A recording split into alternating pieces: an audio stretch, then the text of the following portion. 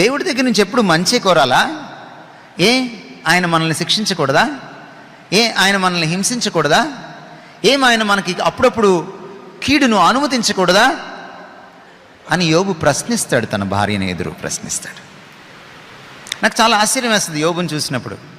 ఈరోజు మనకి బైబిల్ మన చేతుల్లో ఉంది, కానీ మనకు బైబిల్ చాలా వరకు తెలియదు. ప్రభు కూడా చాలా వరకు తెలియదు మనకి. అలా తెలియకుండా చేసేసుకున్నాం. యూట్యూబ్ వచ్చిన తర్వాత, టీవీలు వచ్చిన తర్వాత, వాట్సాప్లు వచ్చిన తర్వాత చదవడం తగ్గిపోయింది. ప్రభుతో టచ్ కూడా పోయింది.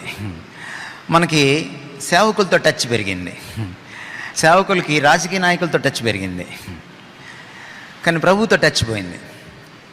కానీ యోబు గురించి నేను చూసినప్పుడు నాకు ఆశ్చర్యం కలిగించేటువంటి విషయం ఏమిటంటే, యోబు మొదటి గ్రంథం 66 పుస్తకాల్లో ఒక పుస్తకం కూడా అప్పటికి ఇంకా రాయబడలేదు. అతి ప్రాచీన బైబిల్ గ్రంథం అది, 66 పుస్తకాల్లో. యోబుకి ఎలా తెలిసి దేవుడు ఇంత సన్నిహితంగా? His knowledge was not theological, his knowledge was relational.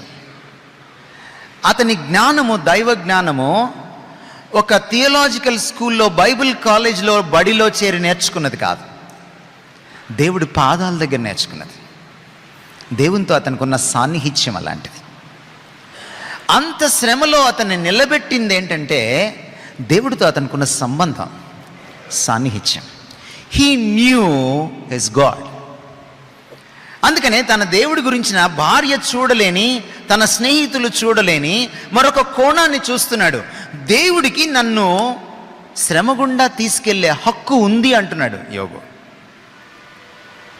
మరొక చోట అంటాడు, నా విమోచకుడు సజీవుడని నేను ఎరుగుదును అంటాడు. మై ఫ్రెండ్స్, ఈరోజు మీకు నేను చెప్పాలనుకుంటుంది ఏంటంటే, శ్రమలో మిమ్మల్ని నిలబెట్టేది ప్రభుత్వం ఇచ్చే ఆర్థిక సహాయం కాదు.